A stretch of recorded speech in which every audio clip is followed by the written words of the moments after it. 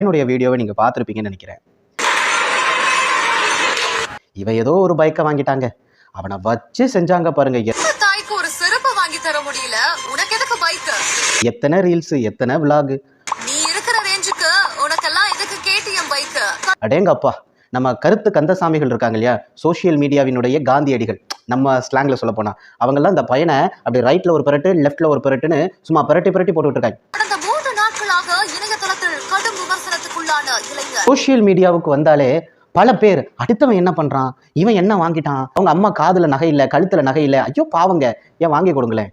Facebook, Twitterல எல்லாம் விட்டு தப்பா கமெண்ட் பண்ணிட்டு இருக்காங்க. இந்த உலகத்துல இலவசமா கொடுக்கக்கூடிய ரொம்ப சிறந்த ஒரு பொருள் அப்படின்னா அது நிச்சயமா அட்வைஸ் தான். ஆனா நம்ம ஊர்ல அதை வாரி வழங்குவாங்க.